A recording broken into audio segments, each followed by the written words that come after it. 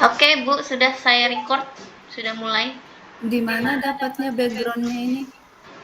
Ada di info penting ya? Info penting ya? Info penting ya. Saya cari. Hmm, udah sedotan kah? Sedotan. Apa sekarang? Oh, sudah beres sudah.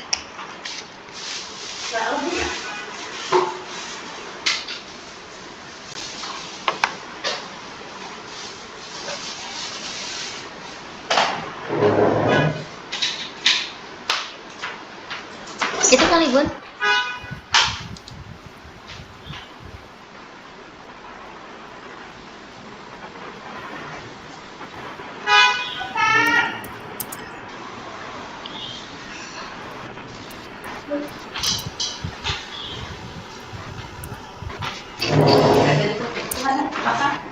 Eh? Apa? Orang Tes. teja. Baik Bapak Ibu, Bismillahirrahmanirrahim. Assalamualaikum warahmatullahi wabarakatuh. Waalaikumsalam warahmatullahi wabarakatuh.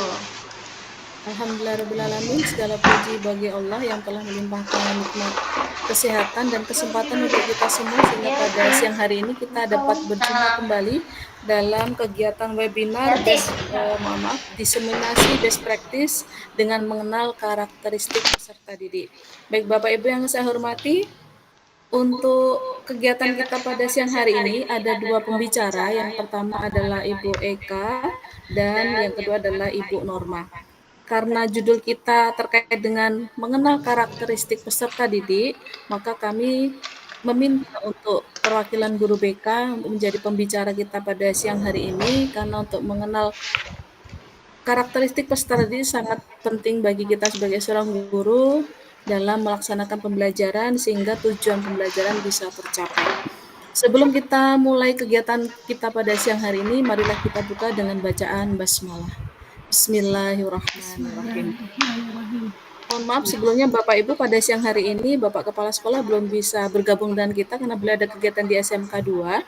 Beliau tadi mengamanahkan juga kepada Bu Endah, namun saya lihat dari daftar sepertinya Bu Endah belum bergabung ya Bapak Ibu ya.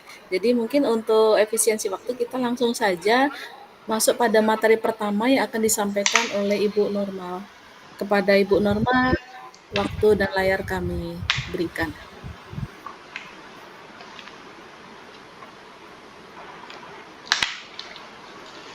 Terima kasih Bu Arum atas waktunya.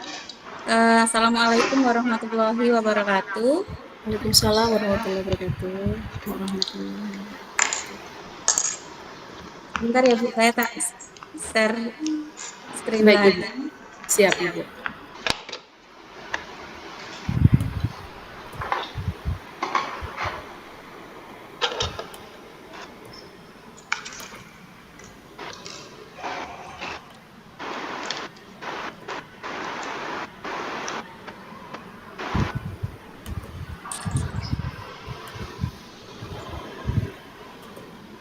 Sambil menunggu Bu Norma mempersiapkan materi, Bapak Ibu untuk share link presensi saya share di kolom komentar.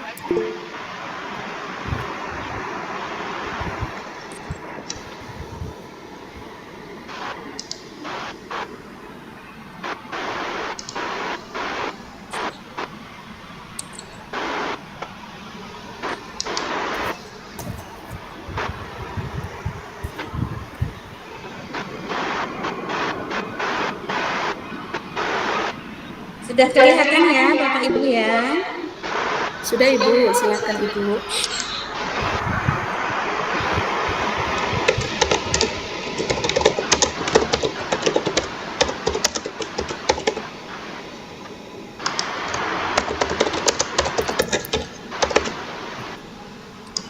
Ya, Bapak Ibu teman-teman, sebelum mulai saya ada pantun. Cakep. Kebiasaan saya ini kadang kalau acara sama teman-teman SMA itu mereka itu ada pantun Bu, pasti kegiatan apapun ya, kalau ya. MC-nya Ibu Lydia pasti ada pantun. Jadi pernah satu kali saya nggak siapin pantun waktu pertama kali gabung, jadi saya malu setengah mati. Oh, jadi tadi prepare ya Bunda ya? Jadi pantunnya begini, Jakarta ke Cikini, Cakep. Cakep. nggak kompak nih cakepnya. Boleh mampir ke Kota Tua. Semoga pertemuan kali ini Cakep. membawa manfaat untuk kita semua. Cakep. Amin. Amin. Pada kesempatan kali ini saya apa ya, kita belajar bareng, intinya kayak gitu. Saya juga nggak tahu banyak persisnya, yang penting cari materi untuk pertemuan kita kali ini. Semoga benar, tapi insya Allah benar sih ya. Nanti kalau ada pertanyaan, nanti kita cari sama-sama jawabannya. Baik, materi saya hari ini mengenai generasi Z, tantangan guru dan pendekatan psikologis. Bapak Ibu pasti kita dengar selalu generasi Z itu apa sih? Kita pasti di pikiran kita pasti bilang generasi strawberry, ya kan? Karena mereka ini sensitif, ngejotan, apa tukang ngambek, ya. Saking rentannya itu seperti buah stroberi yang lembek seperti itu ya, nggak tahan lama, nggak tahan banting, dikit-dikit ngambek, ngancem bunuh diri, terus minggat dari rumah. Nah itulah murid-murid yang kita hadapi di sekolah itu seperti ini. Terus kemarin juga terakhir ada kasus anak minggat dari rumah. Ternyata sudah 2 bulan nggak pulang ke rumah ibunya, tinggal di tempat saudaranya. Nah, itu generasi kita yang kita hadapi. Terus ada lagi yang nekat mau terjun dari lantai 3. Nah, yang terbaru itu kan. Tapi ya itulah saking sensitifnya anak-anak kita ini.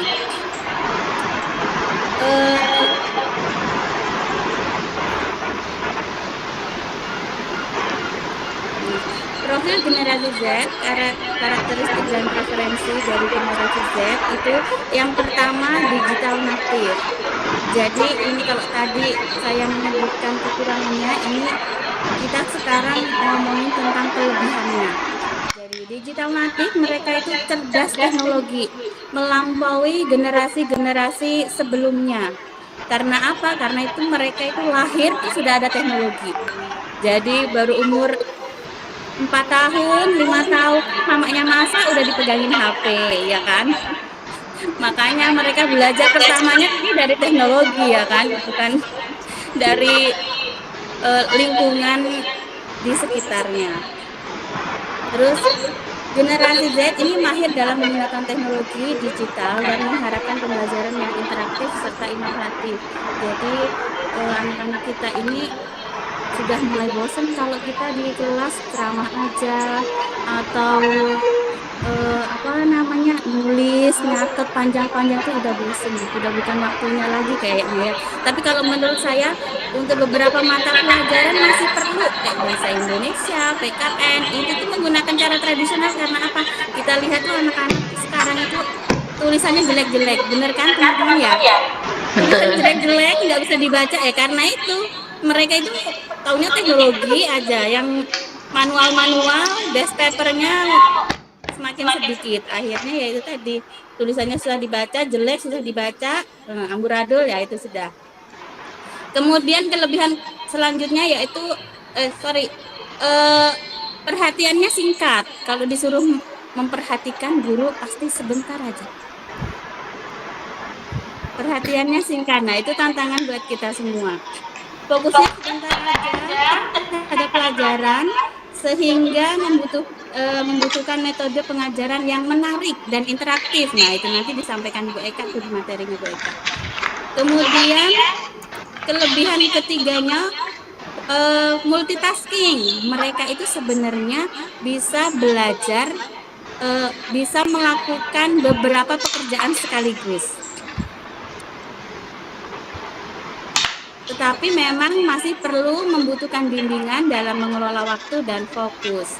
Kemudian yang keempat itu mencari tantangan, suka banget kalau ditantang-tantang, suka banget. Jangankan pekerjaan atau tugas ya, ditantang temennya aja langsung enggak gitu ya kan. langsung berangkat, meskipun ya takut-takut itu kayak kasus kemarin itu. Sebenarnya ditantangin kelahi di luar takut, tapi malu kalau nggak berangkat. Nah itu sudah suka tantangan. Kemudian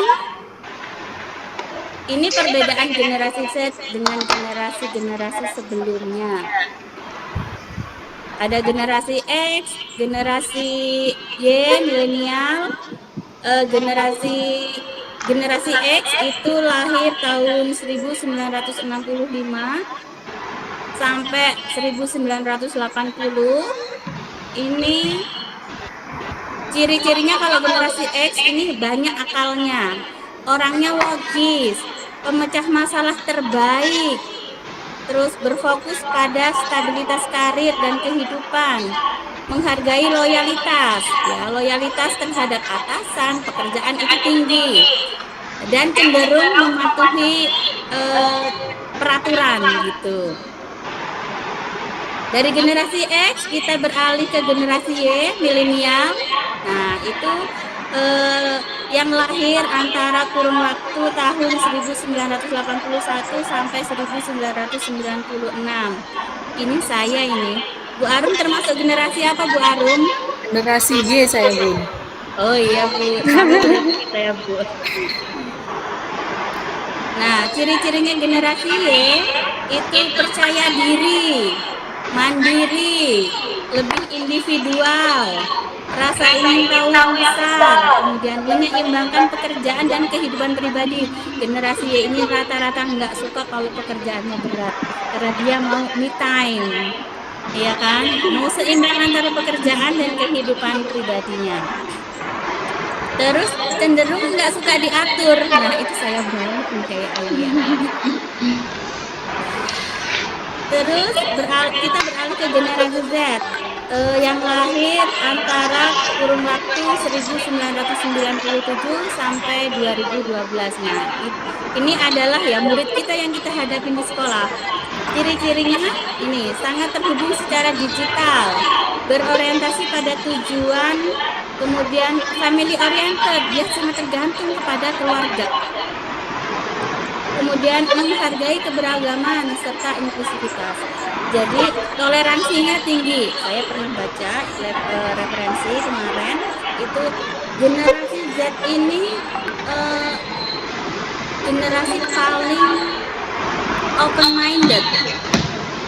Jadi dia sudah terbiasa kalau di jalan dia melihat LGBT gitu sudah oh iya gitu. Kalau kita kan tabu gitu kan. Nah kalau generasi Z ini dia bisa menerima cowok sama cowok jalan bareng, bermesraan itu hal yang biasa.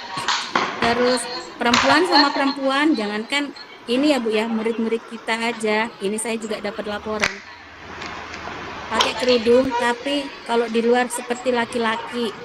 Terus live sesama perempuan, dia sebagai laki-lakinya ya, live ini pacarku bla bla bla seperti itu di IG. Itu anak kita ada yang seperti itu dan teman-temannya memaklumin. Banyak juga teman-teman, oh udah biasa Bu, saya sudah sering melihat dia itu begitu, seperti itu. Terus yang kita anggap tabu itu mereka udah biasa, sudah bisa memaklumin. Nah, ini saya juga penasaran dari mana sih orang-orang mencetus kok bisa generasi mengelompokkan gitu loh, generasi baby boomer, generasi X, generasi milenial, generasi Z. Ini kok mereka kok pintar banget ya mengelompokkan generasi-generasi ini dari mana? Nah, saya cari itu sumbernya. Ini yang saya tulis paling bawah, ini sumbernya. Dari Pew Research Center, sebuah lembaga riset non-partisipan yang menyediakan informasi tentang sikap publik dan tren demografi serta analisis mengenai isu-isu sosial. Kemudian ada jurnal American Psychology Association, organisasi ilmiah profesional terbesar di dunia untuk psikologi, menyediakan penelitian terkini mengenai perilaku manusia termasuk dampak teknologi pada kesehatan mental. Kemudian ada McKinsey & Company, perusahaan konsultan manajemen global yang melakukan penelitian mendalam tentang tren pasar serta perilaku konsumen termasuk pandangan generasi muda terhadap privasi data. Lanjut. Ini permasalahan-permasalahan yang sering timbul di anak-anak kita ini di sekolah. Yang pertama, tekanan akademik. Jadi anak-anak kita ini sebenarnya mempunyai ekspektasi tinggi terhadap karirnya, gitu.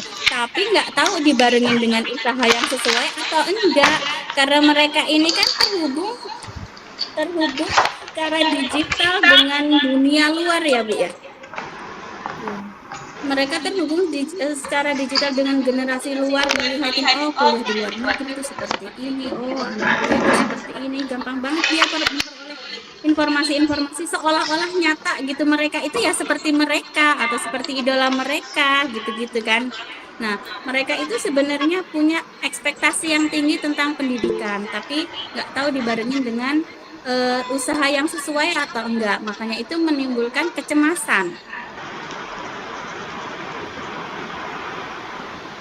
Terus kemudian ketidakpastian masa depan. Nah,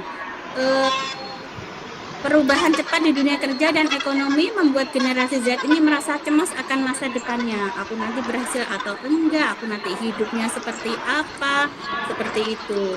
Kemudian masalah lain, kecemasan dan depresi. Ketergantungan teknologi dan tuntutan sosial media dapat memicu masalah kesehatan mental bagi generasi Z. Apa yang mereka lihat di media sosial itu ya, yang enak-enak, kehidupan yang enak-enak, gaya hidup hedon gitu. Mereka itu cemas, mereka itu nanti bisa nggak seperti itu gitu. Orientasinya itu di situ.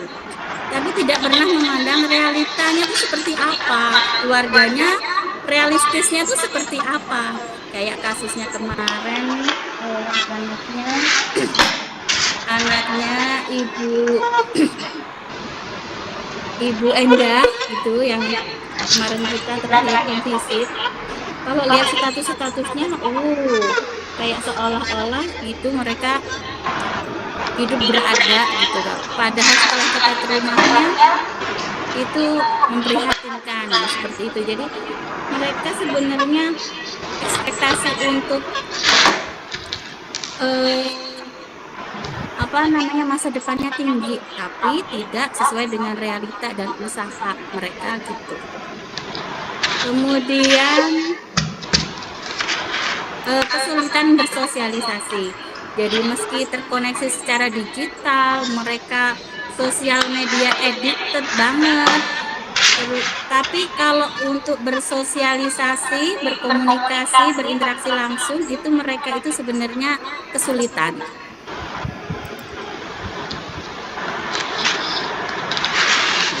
Ini adalah peluang karir yang sesuai dengan generasi Z. Generasi Z ini kan generasi yang nggak suka gitu pekerjaan yang menuntut banyak tekanan. Nah, mereka gampang stres tuh, Bu. Jadi ini adalah peluang karir yang sesuai untuk generasi Z, yaitu industri kreatif, kemudian teknologi dan startup, dan kewirausahaan. Ini adalah karir yang tidak membutuhkan tekanan, target, jam kerja yang teratur. Mereka nggak suka seperti itu.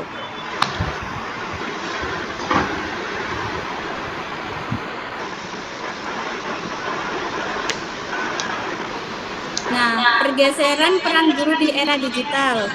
Kalau guru itu zaman dulu sebagai apa ya, Bu Arum ya? Kalau zaman dulu ya, kita itu pekerjaannya apa? Kayak mendikte gitu ya, Bu ya? Ya, Kita harus ngikutin. Nah, yaitu kita harus ngikutin ya omongan guru ngomong apapun gitu ya, kita ikutin, disuruh ini ya kita ikutin, disuruh itu ya kita ikutin gitu ya kan. Tapi kalau sekarang itu peran guru itu bergeser. Jadi peran guru di era digital itu yang pertama fasilitator, yaitu guru berperan sebagai fasilitator berpengalaman, membantu siswa menemukan dan membangun pengetahuan mereka sendiri.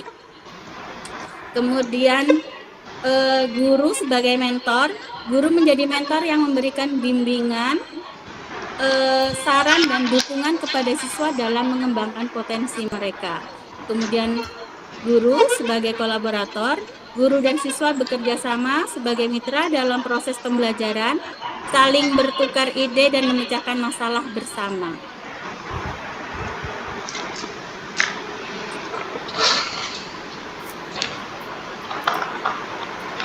Kemudian memahami pola pikir dan gaya belajar mereka. Bagaimana memahami pola pikir dan gaya belajar generasi Z?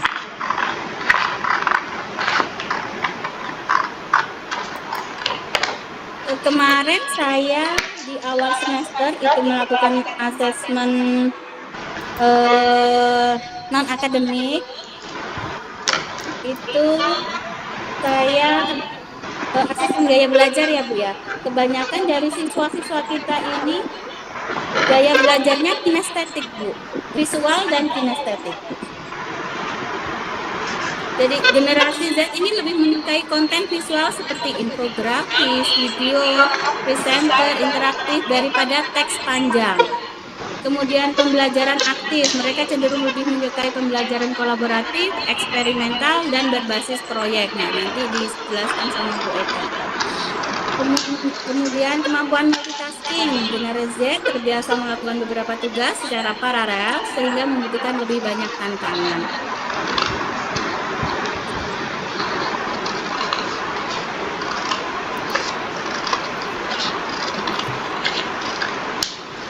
Penyesuaian metode pengajaran.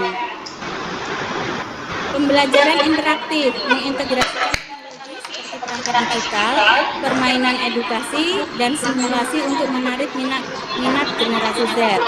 Kemudian memberikan proyek studi, kasus, dan kegiatan yang terhubung dengan dunia nyata untuk meningkatkan relevansi materi. Jadi generasi Z ini menyukai pelajaran-pelajaran yang relate sama kehidupan mereka sehari-hari. Kayaknya anak-anak sekarang itu kan nggak suka kayaknya ya matematika gitu-gitu ya. Matematika yang hitung-hitungan uang, diskon gitu mungkin suka. Tapi kalau misalnya matematika yang rumus-rumus yang sulit-sulit kayaknya males mikir kayaknya ya. Karena pasti buat apa sih, nggak ada relate-nya sama kehidupanku nanti, misalnya kayak gitu. Kemudian umpan balik cepat, generasi Z menghargai umpan balik dan dukungan yang cepat serta kesempatan untuk melakukan perbaikan. Kalau misalnya mereka punya kesalahan tuh segera diingatkan untuk memperbaiki, karena kalau nggak diingatin besok pasti malas ngerjainnya.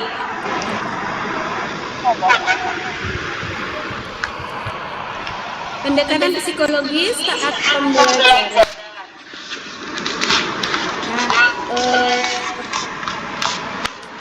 Pendekatan psikologis kepada siswa bisa dilakukan dengan cara membangun hubungan, menciptakan hubungan yang positif dan saling percaya dengan siswa dan mendorong keterlibatan pembelajaran yang bermakna.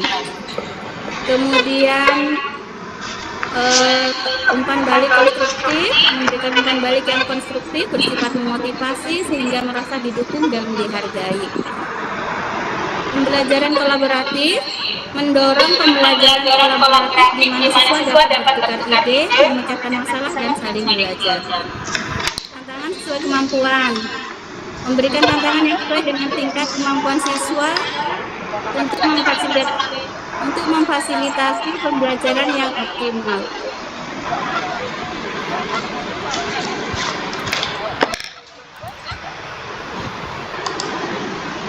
Ini pendekatan psikologis secara personal. Yang pertama, pemahaman, memahami latar belakang, minat, dan tantangan yang dihadapi generasi Z. Kemudian membangun empati, menunjukkan empati dan kepedulian terhadap kebutuhan siswa secara personal. Kemudian dukungan, menyediakan dukungan emosional, bimbingan untuk membantu siswa mencapai potensi mereka. Kemudian bagaimana membangun hubungan positif dan memotivasi siswa. Yang pertama bisa dilakukan dengan komunikasi terbuka, menjalin komunikasi terbuka dan transparan dengan siswa untuk membangun kepercayaan. Jadi kalau misalnya siswa kurang percaya sama kita, otomatis kurang terbuka, jadi akhirnya dia cenderung menutup diri. Akhirnya kita nggak tahu permasalahan yang mereka miliki. Ini juga tantangan guru BK. Jadi guru BK dalam melaksanakan konseling itu yang pertama itu syaratnya harus acceptance, menerima kehadiran guru BK ini loh. Jadi kadang beberapa anak itu juga kadang nggak langsung pada saat konseling itu bisa menerima kita panggil, menerima dihadapkan ke guru BK.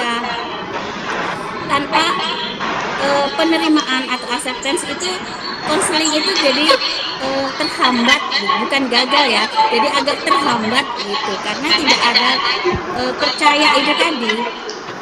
Kemudian umpan balik yang konstruktif, memberikan umpan balik yang konstruktif dan berfokus pada peningkatan, bukan kritik negatif. Jadi mereka tidak suka kalau dikritik negatif, maunya dipuji-puji, dibangun, iya kamu hebat, kamu bagus, diperbaiki sekali lagi, nanti insya Allah ini sempurna ini, nah seperti itu. Kemudian penghargaan, jangan lupa untuk mengapresiasi apapun pekerjaan yang mereka berikan, apapun hasil dari pekerjaan yang mereka lakukan.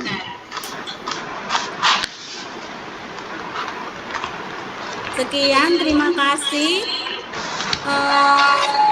Mungkin itu saja yang bisa saya sampaikan. Saya kembalikan kepada Ibu Arum dan siapa tahu ada pertanyaan, saya persilahkan. Semoga saya bisa jawab. Kalau nggak bisa jawab, nanti kita jadikan PR bersama. Mungkin itu aja Ibu Arum, saya kembalikan ke Ibu Arum. Baik, terima kasih banyak Ibu Norma atas pemaparan yang luar biasa. Menarik sekali Bu materinya, yang ini mungkin bagi saya, oh ternyata saya termasuk gen Y gitu ya Bu ya, dari ilmu yang Ibu sampaikan, tapi bagian dari sifat-sifat saya seperti ini ternyata gitu ya Bu. Baik, silahkan teman-teman, sudah dibuka sesi tanya jawab oleh Ibu Norma. Kami persilakan, tadi ada beberapa teman yang sudah raise hand. Tadi ada Bu Emma di tengah-tengah materi sudah angkat tangan. Monggo Bu Emma. Ada yang mau ditanyakan kepada Bu Norma, atau mungkin berbagi pengalaman juga boleh ya Bu Norma ya, dalam menghadapi anak-anak, mungkin kita punya tantangan masing-masing di lapangan yang mungkin yang tidak dialami oleh teman lain, mungkin kita bisa saling sharing untuk mencarikan solusinya. Baik, silakan teman-teman.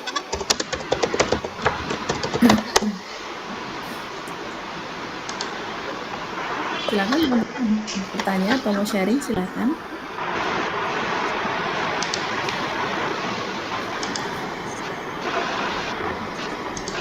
Belum ada.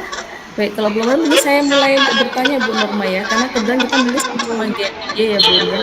Artinya antara kita dengan siswa itu kan memang beda generasi ya Bu ya. Kalau pengalaman Bu Norma di lapangan, bagaimana menjembatani dengan perbedaan pola pendidikan yang kita dulu terima dengan yang sekarang anak-anak hadapi begitu Bu, untuk supaya antara Gen Y dengan Gen Z ini tidak terlalu jauh, terlalu signifikan perbedaannya, sementara kita juga sekarang ini karena di kurikulum Merdeka dituntut juga untuk membuat satu kreativitas dalam mengajar seperti itu, untuk bisa menyesuaikan dengan generasi yang sekarang begitu Bu. Baik, langsung saya jawab ya Bu. Baik Ibu. Bagaimana cara menjembatani antara generasi Y dengan generasi Z ya Bu? Semoga ini jawabannya tidak salah nih. Jadi kita itu sering kalau misalnya kita diskusi atau ngobrol sama guru, kita tuh sering, oh zaman dulu saya gitu ya kan, zaman dulu anak-anak nggak berani tuh duduk di atas meja guru gitu kan Bu. Zaman dulu anak-anak itu nggak berani ngomong, nggak sopan sama guru.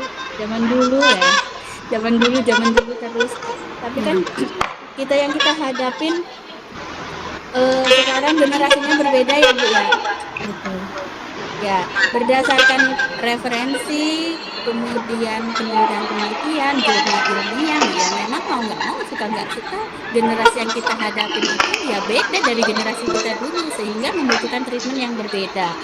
Sehingga perlu kita sebagai guru, kalau dulu kita sebagai siswa ya, kalau sekarang kita sebagai guru mau nggak mau, suka nggak suka ya harus mengupgrade diri gitu kan, mencari informasi sebanyak-banyaknya mengenai apa sih generasi Z itu, apa sih yang mereka suka, apa sih yang mereka nggak suka, apa sih kelebihan mereka gitu.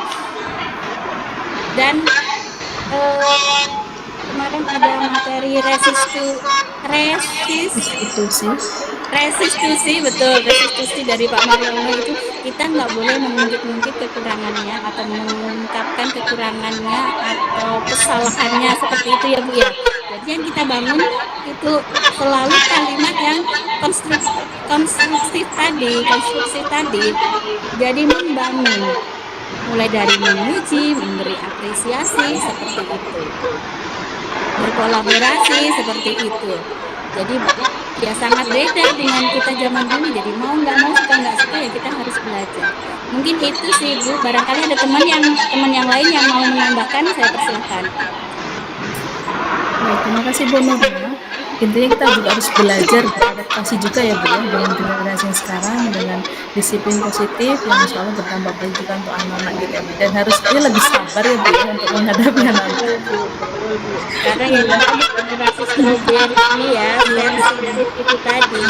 Iya, karena ketika kita mungkin mengatakan dulu zaman ibu begini loh nak, tapi mereka bisa membalik. Tapi kan itu dulu Bu, beda dengan sekarang. Itulah menjadikan kita untuk oh iya ya, refleksi diri juga ternyata kita mau berhadapan dengan anak yang di generasi yang berbeda. Baik, teman-teman yang lain monggo silahkan jika ada pertanyaan atau menambahkan boleh. Tadi Anda resen, apakah jadi bertanya atau cukup? Ini ada permintaan dari teman di kolom komentar Ibu untuk minta di-share nanti materi PPT-nya, mungkin nanti di grup sekolah nanti bisa dibagikan filenya. Siap Bu. Siap, baik. Ibu sepertinya belum ada teman bertanya, mungkin sambil berjalan jika nanti siapa ada pertanyaan boleh ya teman-teman untuk raise hand. Jika tidak ada pertanyaan mungkin kita lanjut dulu ke Bu Eka. Siap Bu. Sudah siap? Ya, Bu Norma, terima kasih banyak untuk materi pertama. Nanti sekiranya ada teman-teman yang ingin bertanya kaitannya dengan materi yang Ibu sampaikan, nanti Ibu Norma bisa bersiap ya Bu untuk menjawab ya Bu ya. Siap Bu. Terima kasih banyak Bu Norma. Kita lanjut untuk pemateri kedua Ibu Eka, yang kemarin saya sempat sampaikan beliau adalah juara 2 GTK inovatif. Ternyata beliau minta diganti aja Bu guru bahasa Inggris gitu kan, beban ya Bu ya. Padahal Iya Bu, beban. Untuk Ibu ya Bu, luar biasa. Terima kasih Ibu Eka berkenan hadir pada siang hari ini. Monggo kami persilakan untuk berbagi ilmunya Bu Eka. Kami persilakan. Ya, terima kasih. Apakah suara saya terdengar Ibu? Terdengar Ibu, jelas, alhamdulillah. Iya, alhamdulillah. Assalamualaikum warahmatullahi wabarakatuh, teman-teman. Selamat siang menjelang sore. Warahmatullahi wabarakatuh. Ya, saya juga punya pantun ini. Cakep. Belum. Memang pantun ini sudah jadi khasanah budaya Indonesia ya. Jadi memang sudah dipakai dimanapun. Waalaikumsalam warahmatullahi wabarakatuh. Boleh minta cakepnya ya teman-teman. Ikan teri sambal petis. Cakep. Izinkan saya berbagi tentang best practice. Cakep. Saya bagi layar sebentar Bapak Ibu ya. Saya bagi layar ya. Izin. Sesuai requestnya Bu Arum, saya mendiseminasikan cara pembuatan best practice. Mana tahu teman-teman nanti ada yang ingin juga membuat. Iki lawang sewu. Andek saya nada putus. Terus nanti siapa tahu ada yang teman-teman yang ingin juga ngikut ajang lomba, karena ajang lomba ini banyak banget teman-teman ya, setiap tahun dan setiap tahun kayaknya nambah, ada lomba ini lomba itu. Siapa tahu ada yang tertarik mau mencoba, selain mencoba untuk diikutkan lomba juga bisa untuk bukti karya di PMM. Jadi untuk pembuatan best practice-nya ini saya dapat materinya ketika setelah menang itu ada pendampingan untuk yang juara 1, 2, 3 yang di provinsi kemarin. Saya minta izin untuk berbagi layar.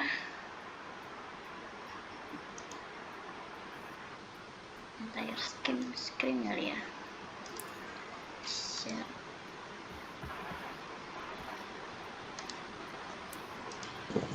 Apakah sudah terlihat Bapak Ibu? Sudah Ibu? Ya, sudah. Ya. Saya play. Saya langsung saja Bapak Ibu, diseminasi best practice ini, maaf belum saya ganti ya, masih yang gimmick tadi sekuat. Nah, jadi teman-teman jika ingin membuat best practice, itu yang harus diperhatikan adalah judulnya. Maksudnya yang pasti susah itu adalah bikin judul. Nah, apa saja kalau kita mau bikin judul supaya muncul idenya, itu ada 2 komponen. Dalam judul itu ada aksi dan dampak. Biasanya kalau kita sudah dapat judul, itu nanti enak nulisnya yang lain gitu. Bagaimana maksudnya judul yang terdiri dari komponen aksi dan dampak? Jadi seperti contohnya, ini judul yang saya pakai waktu di provinsi, pembelajaran berdiferensiasi menggunakan game station untuk meningkatkan keterampilan menulis naratif teks. Sebentar Bapak Ibu ya. Saya stop sharing dulu.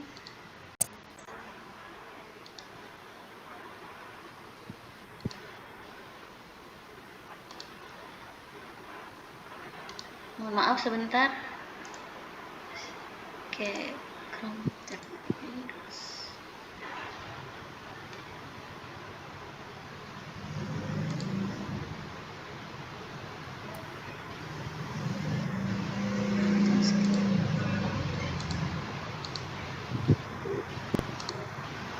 Ya.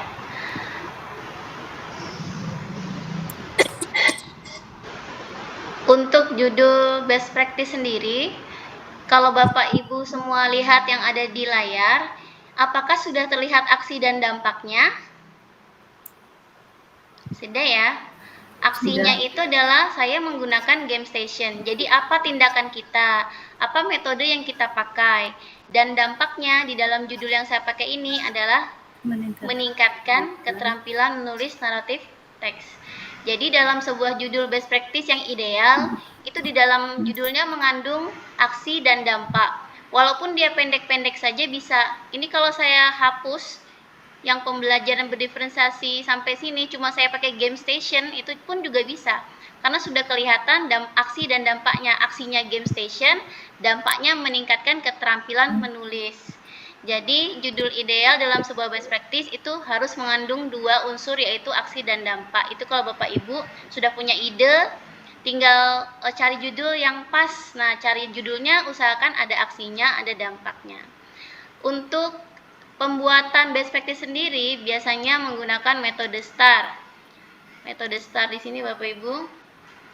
Ini yang biasanya dilombakan, kecuali lomba PGRI. Kalau PGRI lombanya itu formatnya PTK, tapi kalau yang lainnya metode ini. STAR itu terdiri dari situasi, tantangan, aksi, dan refleksi. Dalam sebuah karya tulis atau karya video best practice, ini diusahakan kelihatan semua. Situasi itu berupa latar belakang, mengapa penting dibagikan, peran dan tanggung jawab.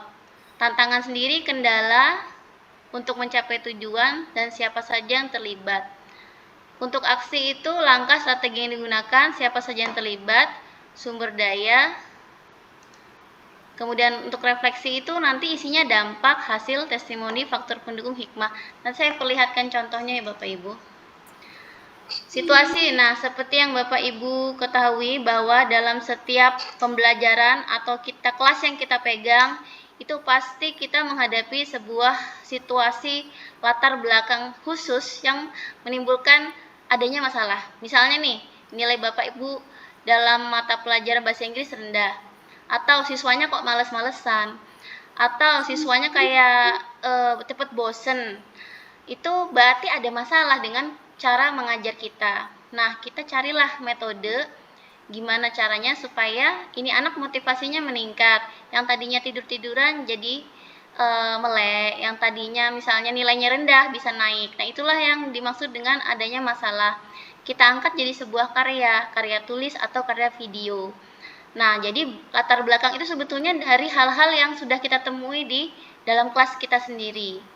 Nah, masalah itu biasanya kita bisa mengidentifikasi masalah itu dari beberapa cara. Yang pertama dari hasil tes bisa, contohnya ulangannya kemarin dapat rendah, sebagian besar, mungkin 80% atau 70% gagal, tidak mencapai KKTP. Berarti ada masalah. Berarti tujuan yang ingin dicapai meningkatkan hasil belajar. Gitu.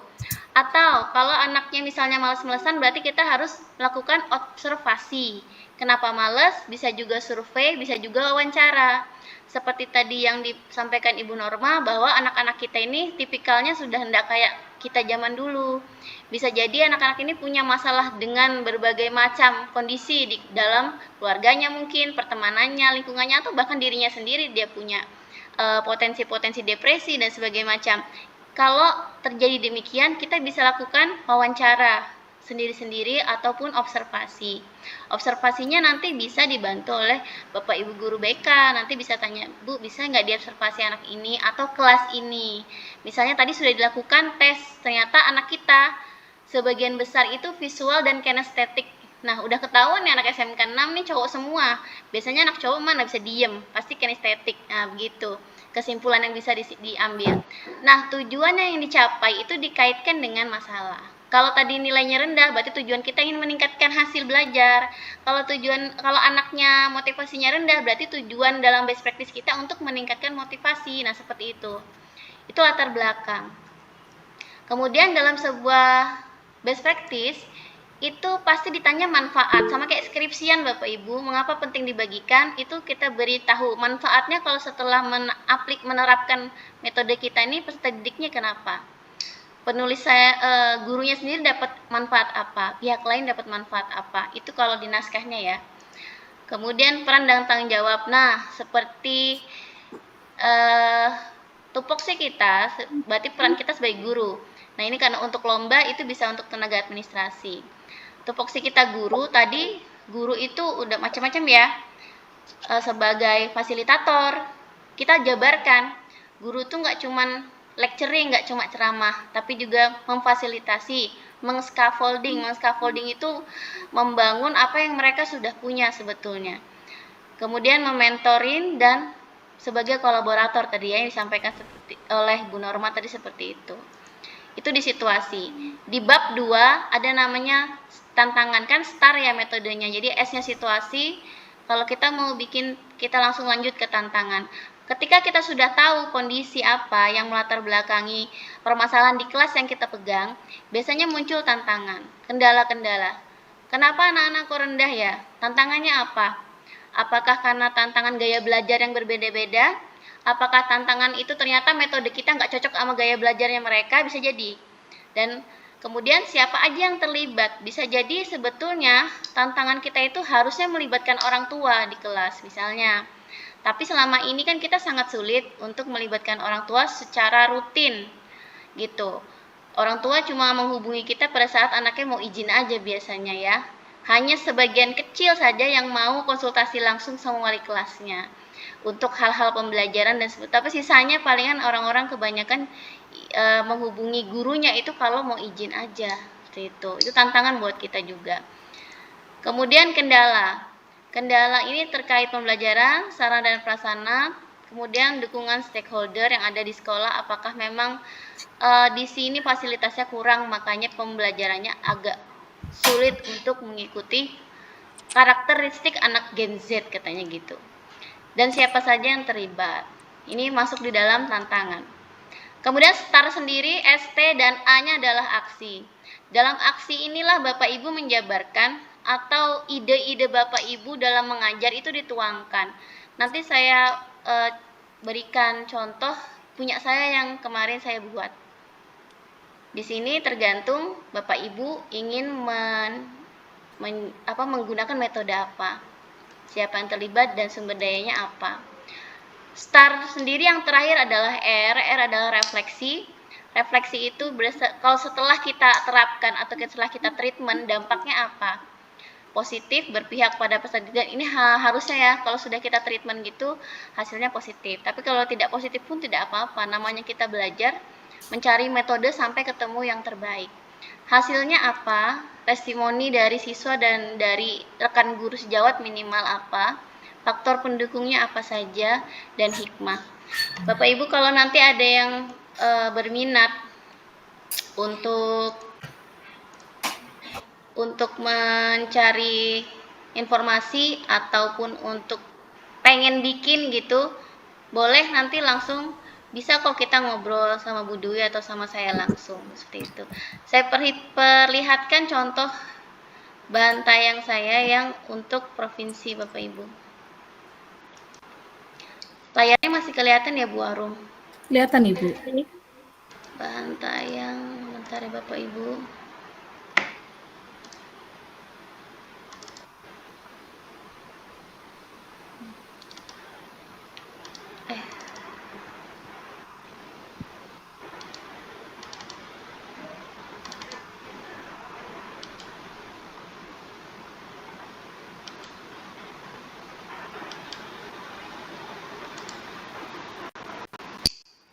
Oke, ini dia. Ini yang saya pakai untuk kemarin. Pembelajaran berdiferensiasi menggunakan game station.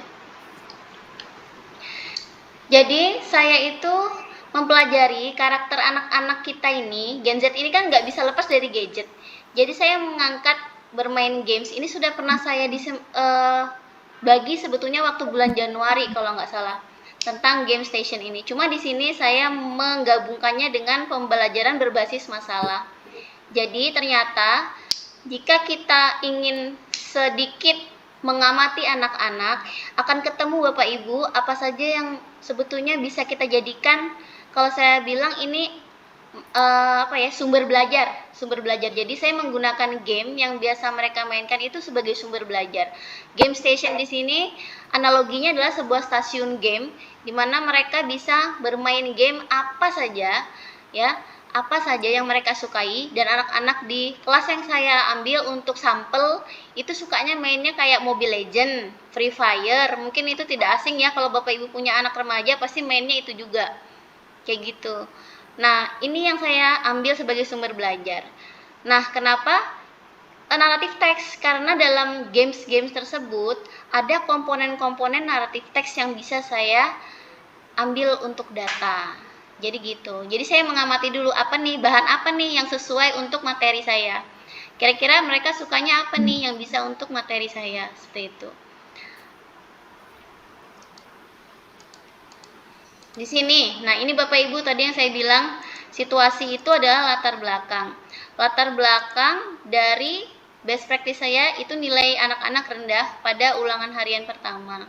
Kemudian kebiasaan anak-anak itu yang sangat suka main game. Dari 36 siswa ini rata-rata yang biru ini Bapak Ibu, ini yang suka main games online.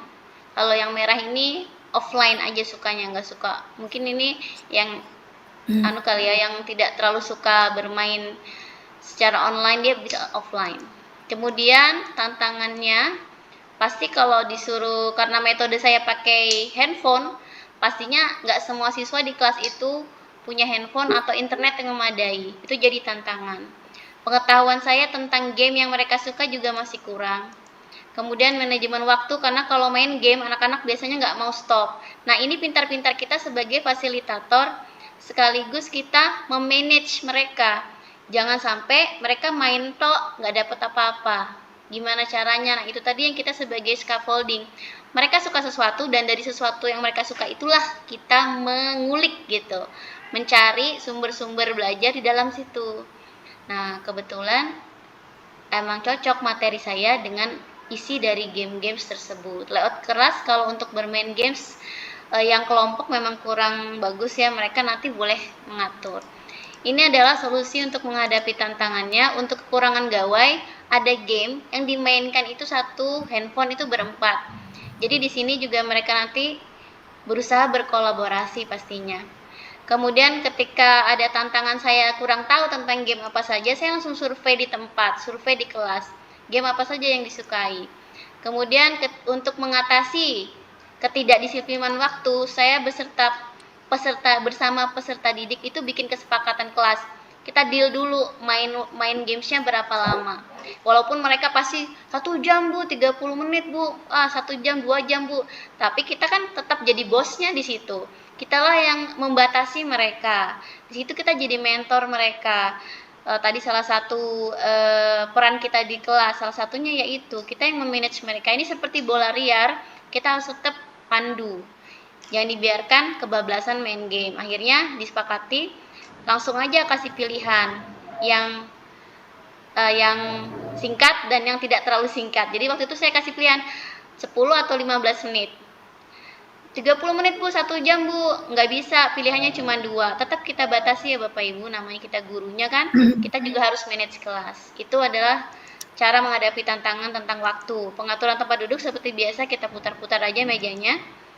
Nah, di sini adalah praktiknya, saya mau kasih lihat dulu sedikit cuplikan dari video yang saya buat. Jadi di awal itu anak-anak diberikan asesmen diagnostik ya. Nah, ini Bapak Ibu. Di sini siswa mengerjakan pretest terkait materi. Kenapa harus pretest dulu? Supaya saya tahu nanti mereka mau bikin produk apa. Jadi dalam pretest itu sudah diberi pilihan, kamu nanti kalau mau suruh bikin cerita, itu mau produknya apa? Esai, komik, cerita bergambar, puppet show, drama, atau yang lainnya sebutkan, seperti itu. Jadi kita memberi mereka banyak pilihan, tapi tetap dalam batas yang kita tentukan.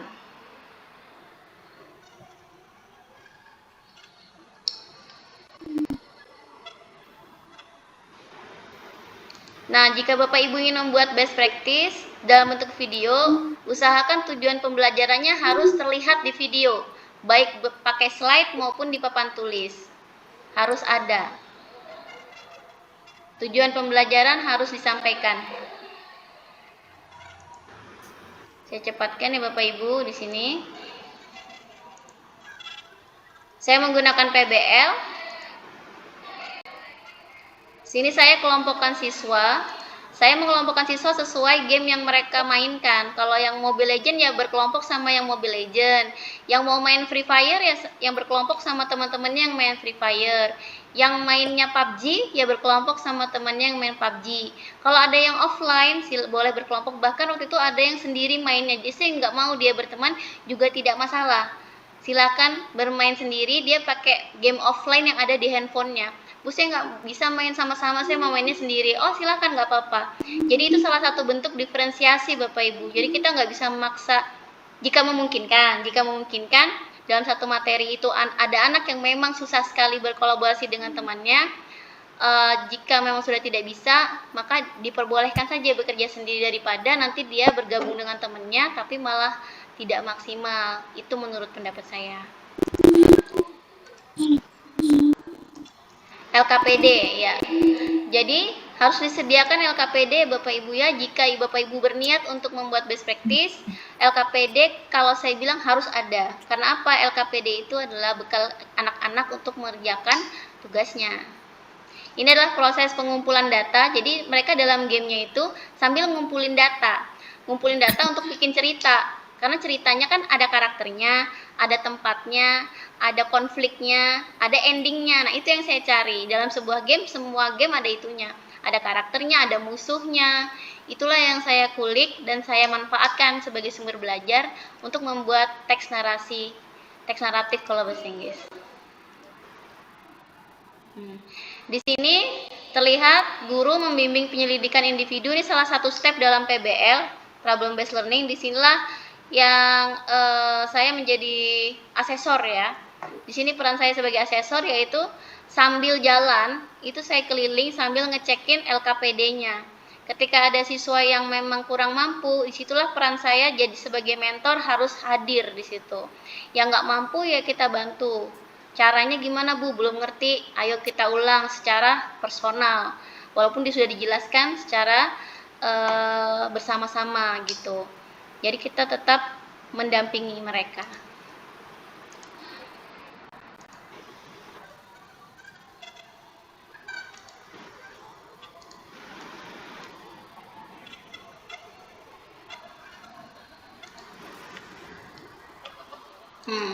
Di sini saya menggunakan diferensiasi produk, di mana produk yang mereka hasilkan beda-beda. Ada yang bikin komik, ada yang bikin cerita bergambar, ada yang main boneka kertas, sesuai yang mereka pilih pada pretest di awal tadi itu.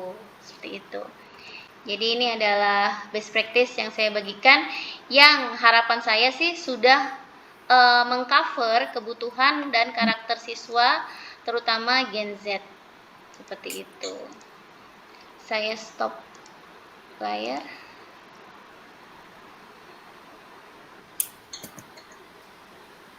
Ya, mungkin begitu saja Bapak Ibu. Jika ada yang ditanyakan, saya kembalikan ke Bu Arum. Terima kasih. Oh iya, saya mau pantun lagi. Ikan teri, ikan sopat. Cakep. Semoga materi saya ini memberi manfaat. Cakep. Terima kasih banyak Bu Eka. Kita berikan aplaus teman-teman, kita berikan emoticon aplaus biar meriah ke Zoom kita hari ini. Terima kasih. Baik, Ibu, ini sudah ada yang angkat tangan, Bu. Pak Masrukin. Maaf, ya, Pak Masrukin. Mungkin ada yang mau ditanyakan, Pak, atau mau sharing pengalaman, Pak? Monggo, Pak Masrukin.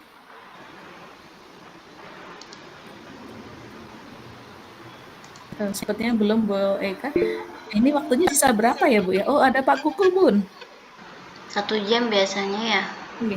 Belum ada warning sisa waktu ini. Ada Pak Kuku untuk bertanya, Bu. Ada sudah angkat tangan. Monggo Pak Kuku. Assalamualaikum warahmatullahi wabarakatuh. Waalaikumsalam warahmatullahi wabarakatuh. Mungkin lebih ke materi yang pertama tentang memahami psikologis anak, Bu ya.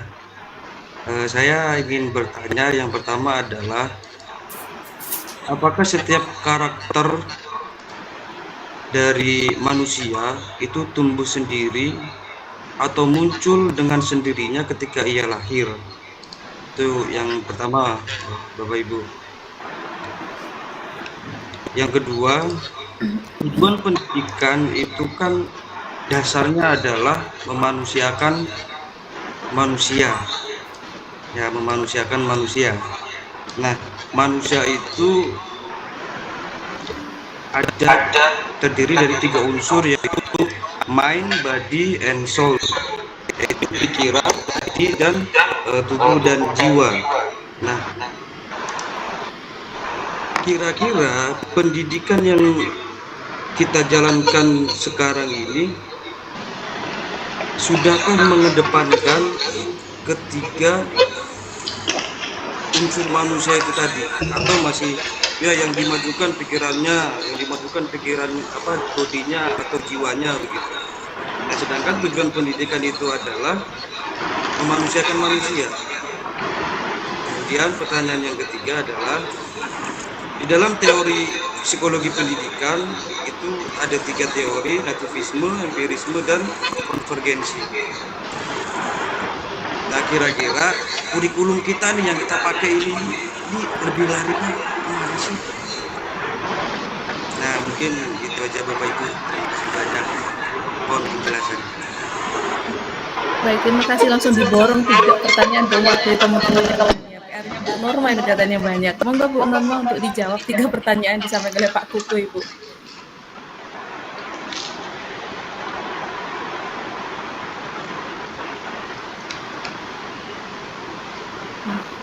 Saya coba jawab yang ketiga dulu, Bu.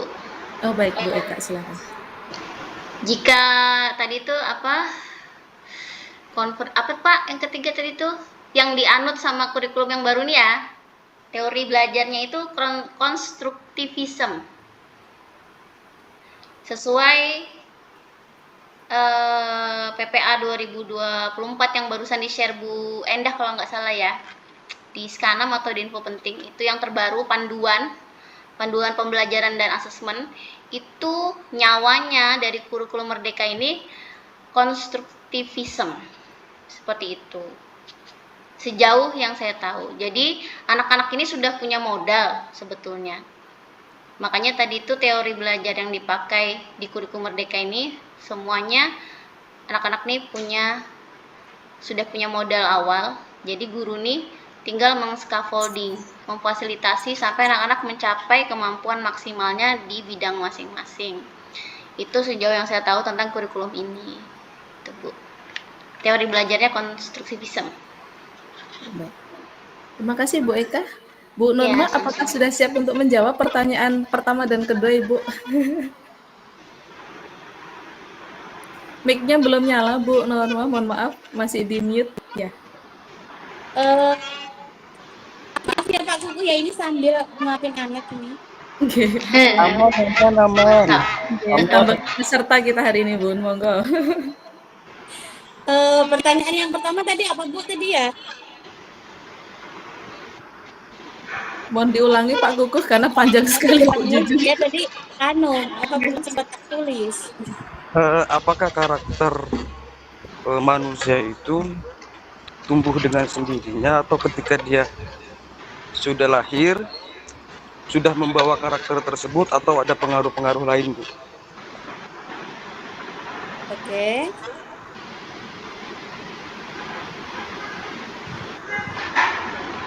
Terus pertanyaan kedua Pak, tadi tujuan pendidikan ya? Ya, apakah sudah menyatukan beberapa karakteristik? Ya, tujuan pendidikan kan pada hakikatnya adalah memanusiakan manusia lah ya. Nah, manusia itu kan terdiri dari 3 unsur, yaitu mind, body, dan soul, pikiran, tubuh, dan jiwa. Nah, sejauh yang kita alami, apakah pendidikan kita yang sekarang ini sudah memaksimalkan pendidikan untuk mencapai itu semua, atau hanya baru mainnya aja, atau hanya baru bodinya aja gitu, banyak enggak?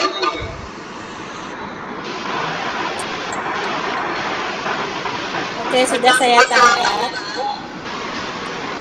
Baik, tadi Bapak menanyakan mengenai karakter itu dibentuk dari apa sih ya Pak ya? Jadi karakter itu atau definisi karakter itu sendiri adalah sifat-sifat yang membentuk jati diri. Sifat-sifat yang membentuk jati diri. Jadi contohnya itu seperti jujur, bertanggung jawab, baik hati, itu karakter. Terus ada lagi selain karakter itu kepribadian. Kepribadian itu definisinya pola pikir, terus pola perilaku, pikiran, kemudian emosi, itu kepribadian. Terus ada lagi Pak, sikap. Sikap itu evaluasi terhadap sesuatu, benda atau orang. Itu contohnya itu suka, tidak suka, seperti itu. Setuju, tidak setuju dengan argumen orang lain, itu sikap. Kemudian ada lagi temperamen. Ya, temperamen itu sifat bawaan sejak lahir. Contohnya apa? Contohnya mudah marah, mudah tersinggung, atau lembut, atau tenang, atau aktif, atau lambat. Nah, itu temperamen. Ya, baik. Semuanya itu dibentuk dari beberapa faktor. Ada faktor genetik, ada faktor lingkungan, faktor lingkungan keluarga, teman sebaya, lingkungan budaya, kemudian pengalaman hidup juga membentuk. Kemudian ada faktor sosial. Faktor sosial itu interaksi sosial, status sosial, itu juga membentuk karakter, kepribadian, sikap seseorang. Jadi faktor-faktor itu yang membentuk karakter, kepribadian, sikap seseorang Pak. Jadi sangat kompleks gitu. Kadang ya kan dalam satu rumah pun atau kembar pribadi itu punya sikap dan karakter yang berbeda. Seperti itu karena apa? Karena dia berinteraksinya lebih cenderung ke siapa di rumah, bisa bermainnya dengan siapa, waktu bermain mengalami masalah apa aja, itu membentuk karakter dan kepribadian seseorang. Mungkin itu yang bisa saya jelaskan Pak. Nanti kurang lebihnya nanti kalau misalnya ada yang belum tahu nanti saya tak belajar dulu ya Pak. Kemudian mengenai tujuan pendidikan memanusiakan manusia. Saya pikir kalau tujuan pendidikan kayaknya nggak sesimpel itu ya, lebih kompleks lagi ya. Mengenai mind, body, and soul, pikiran, badan, dan jiwa ya. Tentu menurut saya pendidikan di Indonesia sudah mencakup ke semuanya. Contohnya, mind, pikiran. Ada semua pelajaran saya rasa membentuk cara berpikirnya anak-anak. Gitu, mau pelajaran moral atau pelajaran eksak itu membentuk cara berpikirnya anak. Kemudian body, pelajaran olahraga pasti ada hubungannya. Soul, jiwa, pelajaran agama pasti ada nilai-nilai yang ada nilai-nilai agama yang bisa mengembangkan soul itu tadi. Itu mungkin itu aja sih Pak yang bisa saya jelaskan. Siapa tahu ada teman-teman lain yang ingin menambahkan, saya persilakan. Baik, bagaimana Pak Kuku? Apakah ada feedback Pak dari penjelasan atau jawaban dari Bu Nurma Pak? Artinya dari sisi kognitif, afektif, dan psikomotorik sudah tercakup ya Bu Nurma ya dalam tujuan pendidikan kita ya Bu ya. Baik. Iya Bu. Oke, terima kasih Bu. Kalau dari yang kita lihat secara harfiah, memang kurikulum atau pendidikan kita sudah mencakup semua itu. Tapi kan ada problem yang sama-sama kita rasakan sebagai pendidik, adalah bahwa moral anak itu mengalami degradasi yang sangat-sangat signifikan. Kita rasakan bareng-bareng. Dulu kita mau ngomong toksik itu mikir-mikir Bu, ya kan, ngomong-ngomong toksik tuh mikir-mikir. Sekarang toksik itu sudah jadi makanan umum bagi anak-anak. Kenapa? Itu kan pertanyaan besar tuh, kenapa begitu? Kita sudah baik dari segi dari guru pekerti, guru agama, semua sudah kita jelaskan bahwa manusia yang sejatinya manusia adalah mereka yang berakhlak gitu kan. Kita punya quote bahwa orang yang berilmu belum tentu beradab, tetapi orang yang beradab sudah pasti berilmu gitu kan. Nah, puncaknya apa? Puncaknya yaitu tadi beradab, berakhlak. Itu semua adalah karakter. Nah, di pendidikan kita mana dikedepankan nggak sih adab ini? Dikedepankan nggak sih akhlak ini di pendidikan kita? Oh, sudah dikedepankan, tapi realitanya nggak ada Bu. Iya kan? Sebaik-baiknya, sebagus-bagusnya anak yang kita ajar tuh ya, pernah nggak dia ngomong toksik? Pernah Bu. Dulu kita mikir-mikir. Nah, itu kan problem tuh bagi kita. Coba kita mulai bandingkan. Kenapa dulu kita nggak berani ngomong toksik?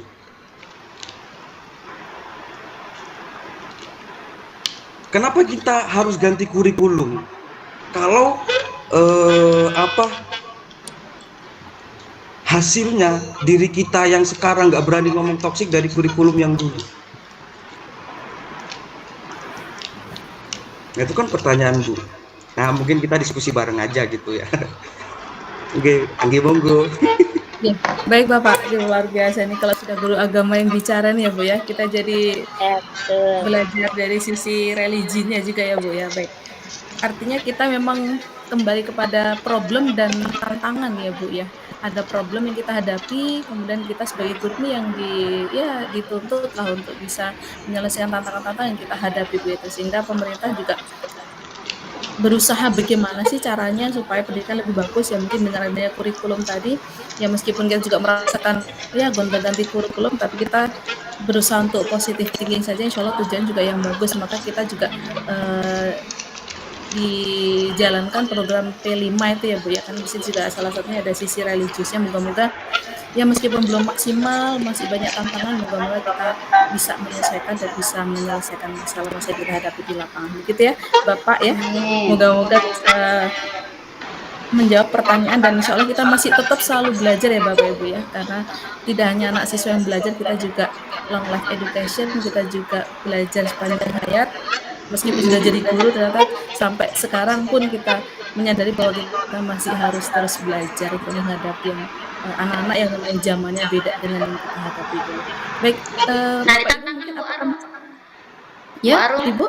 ini Ya, tantangan Ibu? juga nih buat teman-teman. Ayo bikin best practice. Kita Iya, tanggulangi itu masalah-masalahnya Pak Kuku yang disebutkan Pak Kuku tadi. Pak Kuku bikin tambah juga kompak. Pak. Jadi gini, best practice itu kan metode yang kita coba buat. Kalau berhasil kita imbas ke teman-teman.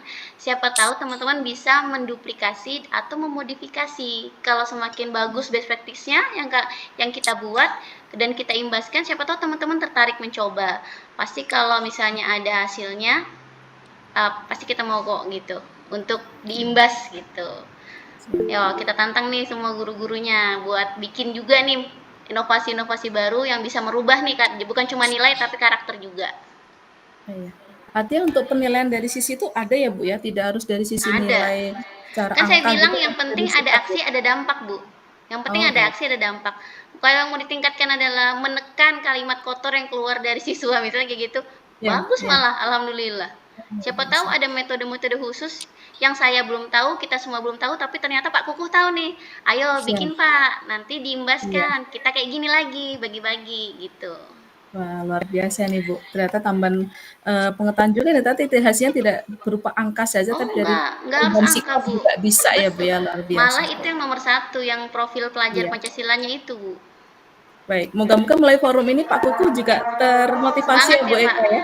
Iya, Ya. kita support Pak Kuku dari sisi keagamaan, Siap religiusnya ya, biar semuanya deh, ada perubahan semuanya. dari Ayo sisi Pak Mariono sikapnya ya. juga, guru penggerak nih. Iya, Ayo bergerak, ayo bikin.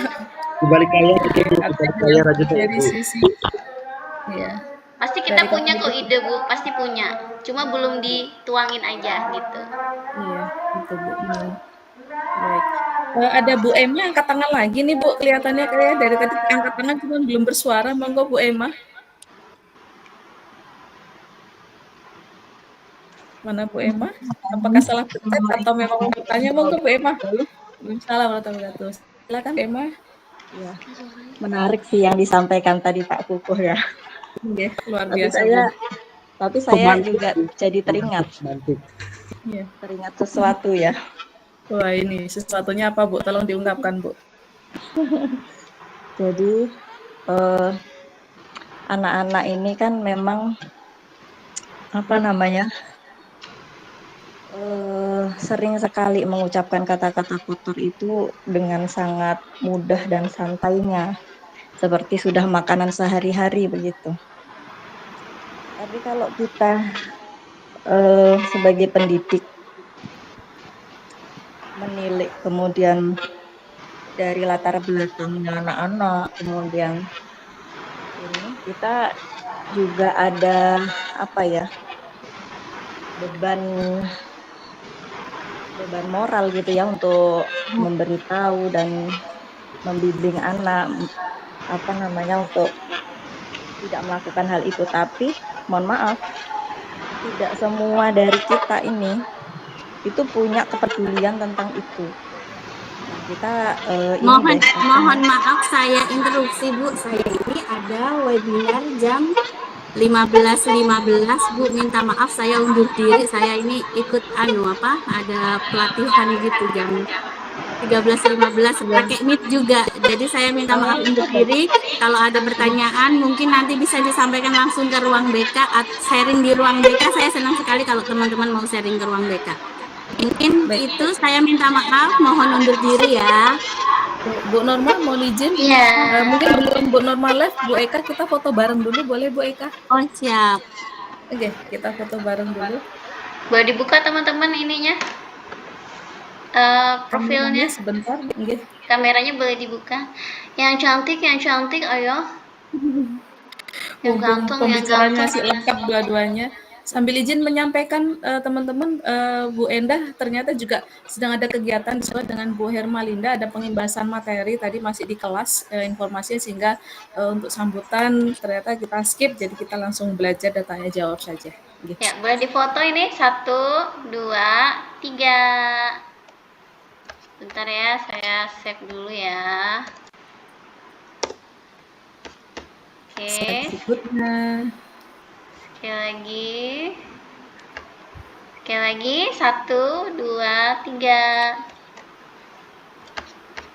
Oke deh. Oke, Sudah cukup Bu Eka? Berapa slide? Iya. 2 slide cukup tadi? Oke. cukup kayaknya insya Allah. Mungkin ada berapa teman yang kayaknya sudah live Bun, karena tadi kayaknya 40 sih sebenarnya enggak apa-apa.